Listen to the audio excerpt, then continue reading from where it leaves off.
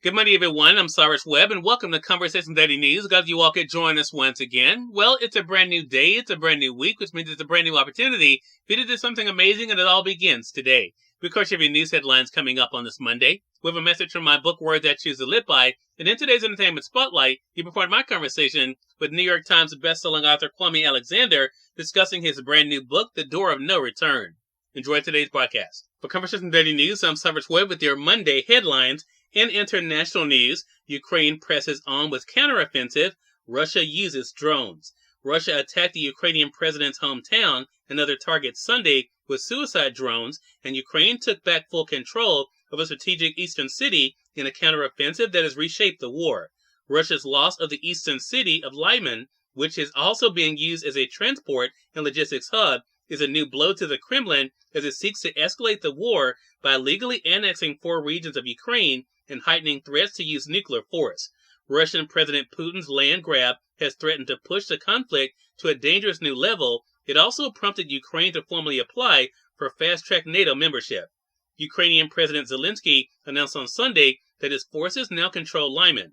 As of 12:30 p.m., Lyman is cleared fully. "Thank you to our militaries, our warriors," he said in the video address. Russia's military didn't comment Sunday on Lyman after announcing Saturday it was withdrawing its forces there to more favorable positions. The British military described the recapture of Lyman as a significant political setback for Moscow, and Ukraine appeared to swiftly capitalize on its gains. Hours after Zelensky's announcement, Ukrainian media shared an image of Ukrainian troops carrying the country's yellow and blue flag in front of a statue marking the village about 9 miles east of Lyman and within sight of the Russian-held region. Shortly after, a video posted online showed one Ukrainian soldier saying that Kyiv's forces had begun to target the city of Kreminna just across the border in Luhansk. Outgoing artillery could be heard in the background. Russian military correspondents also acknowledged Ukrainian attacks targeting Kreminna. In another online photo, the Ukrainian soldiers stood before a giant watermelon landmark just south of one village on the banks of the river along the Russian-controlled province of Kherson's northern edge. A Ukrainian flag flew above the statue as several apparently deactivated landmines lay beside it. While Ukrainian forces did not immediately acknowledge a breakthrough, writers close to the Russian military have described a new offensive by Kyiv in the Kherson region. In southern Ukraine, Zelensky's hometown came under Russian attack by a suicide drone that destroyed 2 stories of a school early Sunday, the regional governor said. Ukrainian Air Force said Sunday it shot down 5 Iranian-made drones overnight, while 2 others made it through air defenses. In national news, feds vow major aid for Hurricane Ian victims amid rescues. With the death toll from Hurricane Ian rising and hundreds of thousands of people without power in Florida and the Carolinas, U.S. officials vowed Sunday to unleash an unprecedented amount of federal disaster aid as crews scrambled to rescue people still trapped by floodwaters. Days after Ian tore through central Florida, carving a deadly path of destruction into the Carolinas, water levels continued to rise in some flooded areas, inundating homes and streets that were passable just a day or 2 earlier. Flooded roadways and washed-out bridges to barrier islands left many people isolated amid limited cell phone service and a lack of basic amenities such as water, electricity, and the internet. And officials warn that the situation in many areas isn't expected to improve for several days because of all the rain that fell has nowhere to go since waterways are overflowing. Nearly 850,000 homes and businesses were still without electricity on Sunday, down from a peak of 2.67 million before that. In business news, stocks in September down 9.3%, worst month since March 2020. Wall Street closed out a miserable September on Friday, with the S&P 500's worst monthly skid since March 2020, when the coronavirus pandemic crashed global markets. The benchmark index ended the month with a 9.3% loss and posted its 3rd straight losing quarter. It's now at its lowest level since November 2020 and is down by more than a quarter since the start of the year. The main reason financial markets continue to struggle is fear about a possible recession as interest rates soar in hopes of beating down the high inflation that swept the world. The Federal Reserve has been at the forefront of the global campaign to slow economic growth and hurt job markets just enough to undercut inflation, but not so much that it causes a recession. On Friday, the Fed's preferred measure of inflation showed it was worse last month than economists expected. And finally, in entertainment news, horror picked Smile Happy at number 1. Movie-going audiences chose the horror movie over the romantic comedy to kick off the month of October. Paramount's Smile topped the North American charts with $22 million in ticket sales, according to studio estimates on Sunday. Smile only cost $17 million to produce, says the Associated Press.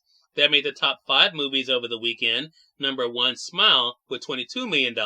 Number 2, Don't Worry, Darling, with $7 million. Number 3, The Woman King, with $7 million. Number 4, Bros, with $5 million. And number 5, Avatar, with $5 million. Cyrus Webb, Conversations Daily News. It's on time for a message from my book, Words I Choose to Live By. Enjoy. Good Monday, everyone. I'm Cyrus Webb, and welcome to Words I Choose to Live By. As a prized creation, you are meant to fly to your highest potential. This is impossible if you are weighed down with the tar and debris of your past and of your surroundings. Today, shake yourself free of all that means you no good. Spread your wings and soar. Have a great Monday. Kwame Alexander speaks in today's Entertainment Spotlight. We're here on Conversations Daily News. For Conversations Daily News, I'm Cyrus Webb with Entertainment Spotlight. Best-selling author Kwame Alexander rejoined me on Conversations Live, the radio show, to talk about his new book, The Door of No Return, and his success. Here's a bit of our conversation. What has it been like for you to introduce Kofi to the world and to see the response to it already? This is the book I was called to write. Writing books that have sports metaphors for the past 8 years, using basketball as a metaphor to teach young people lessons, baseball and soccer.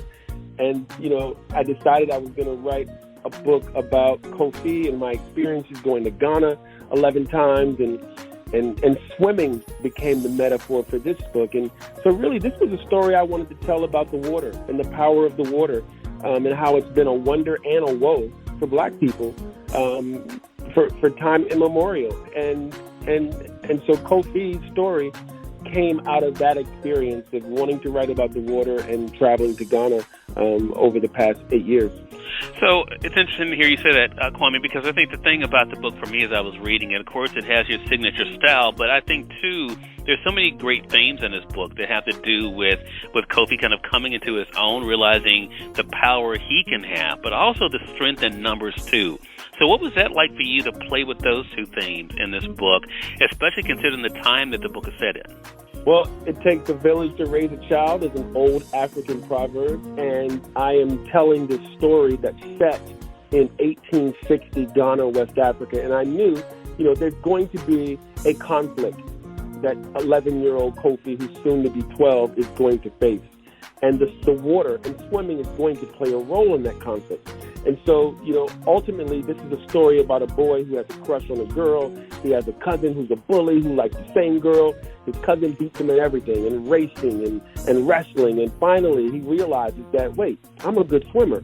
If I challenge my cousin to a swim-off, perhaps I can beat him. Cyrus Webb, Conversations Daily News. We thank you all for tuning into this edition of Conversations Daily News. We'll be back to you guys on tomorrow with more news, message from my book, Words I Choose to Live By, and of course, your Entertainment Spotlight. Until then, I'm your host, Cyrus Webb, saying as always, enjoy your day, enjoy your life, enjoy your world. Thank you all for choosing Conversations Daily News today, and let's go make it a great one.